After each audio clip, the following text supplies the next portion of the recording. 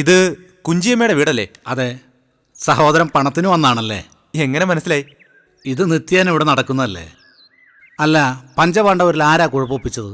പഞ്ചപാണ്ഡവരോ? അതാരാ? കരുണ,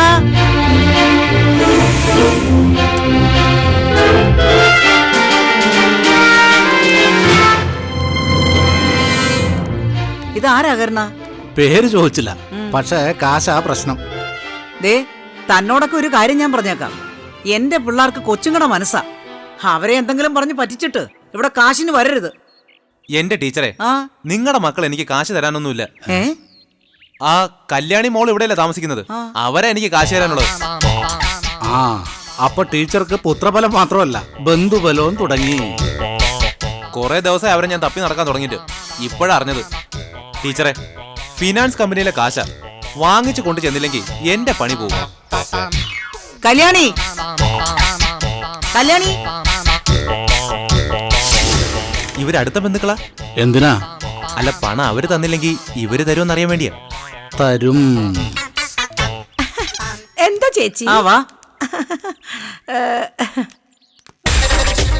നിന്നെ കാണാൻ വന്നിരിക്കുന്ന ആരാ ഇത്? ഓഹോ, നിങ്ങൾ എന്റെ മുഖത്തേക്കൊന്ന് സൂക്ഷിച്ചു നോക്ക്. മനസ്സിലാവുന്നില്ലല്ലോ. നിങ്ങൾ എന്റെ കയ്യിൽ നിന്ന് 10,000 രൂപ പലിശയ്ക്ക് വാങ്ങിയ ഓർമ്മയുണ്ടോ? ഓ ഓ രാകേഷ്, എന്താ ഇവിടെ? നിങ്ങളെ കാണാൻ. എനിക്ക് എന്റെ കാശ് കിട്ടണം. 10,000 രൂപയുടെ പേരിലേ ഞാൻ ആരും വിട്ട് പോകുമൊന്നുമില്ല. കൊണ്ടുവന്ന് തന്നേക്കാം. ഓ, എനിക്ക് പൈസ ഇപ്പൊ കിട്ടണം, അല്ലെങ്കിൽ ഞാൻ ആളെ കൂട്ടും. പേടിപ്പിക്കലട ചക്ക. നീ ഇപ്പൊ നിക്കണതേ കോവിലകത്തിന്റെ മുറ്റത്താ.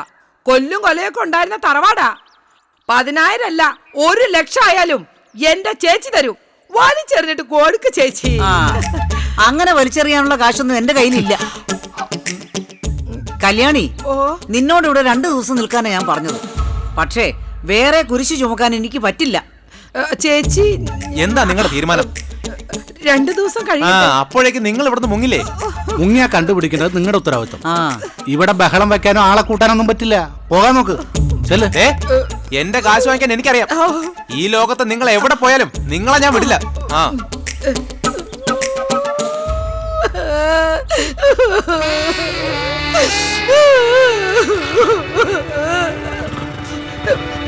എന്നാലും ചേച്ചി എന്നെ ഒരു അന്യായി കണ്ടല്ലോ. ചേച്ചി, എന്റെ മാനം പോയ ഞാൻ സഹിക്കും.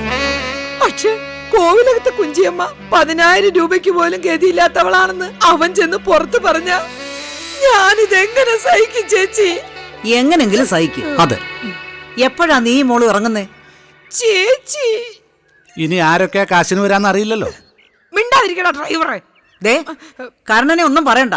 അവൻ ഈ കുടുംബത്തിലെ ഒരു അംഗമാ. പറ്റുമെങ്കിൽ നീ ഇന്ന് തന്നെ ഇറങ്ങാൻ നോക്ക്. സന്തോഷായി ചേച്ചി.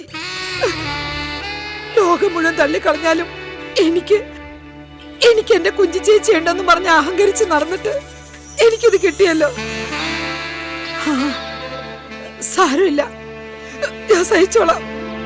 പക്ഷെ 2 ദിവസമെങ്കിൽ 2 ദിവസം എന്റെ ചേച്ചിയെ സ്നേഹിച്ചിട്ടേ ഞാൻ പോകൂ.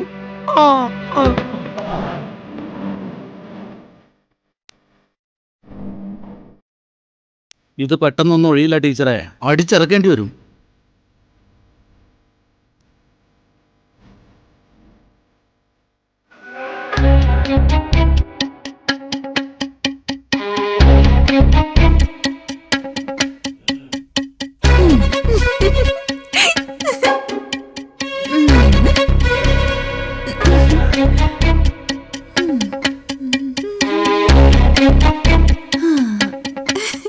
താമരേ,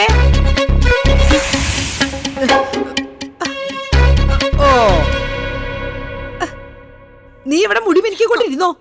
നമ്മളോട് പൊക്കോളാൻ പറയാനാ ആ തള്ള വിളിച്ചത്. അയാള് കാശ് ചോദിച്ചത് അവർക്ക് ഇഷ്ടപ്പെട്ടില്ല അല്ലേ? അപ്പൊ അവൻ വന്നത് നീ കണ്ടോ? പിന്നെ അമ്മ നിന്ന് പരിങ്ങുന്നത് കണ്ടപ്പോ ഞാൻ ഇങ്ങ് പോന്നു. അയാള് വന്ന നിലയ്ക്ക് ഇനി കാശ് കൊടുക്കാനുള്ള ഒരു മുഴുവൻ വരും. അതേടി, എല്ലാവരും കൂടി വന്നിട്ടേ എന്നെ അങ്ങ് കൊന്നോട്ടെ. അപ്പൊ നിനക്ക് സമാധാനാവുമല്ലോ. ആ നസ്രാണിച്ച് പറഞ്ഞു കൊടുത്തതാവും നമ്മളിവിടെ ഉണ്ടെന്ന്. ദേ, ഞാൻ അവസാനമായിട്ട് ചോദിക്കുക, ഈ 5 കോന്തന്മാരിൽ ആരെങ്കിലും ഒരെണ്ണത്തിന് വളച്ചെടുക്കാൻ പറ്റുമോ നിനക്ക്? ഞാൻ ശ്രമിക്കുന്നുണ്ടല്ലോ അമ്മേ, പറ്റണ്ടേ? മോളെ, പ്രേമിക്കണമെങ്കിൽ കുറച്ച് സമയമൊക്കെ വേണം. അത് അമ്മയ്ക്ക് അറിയാം. പക്ഷെ നമ്മുടെ വിധി ദേ 2 ദിവസം കൊണ്ട് 4 പേരെ പ്രേമിച്ചു നോക്കണം.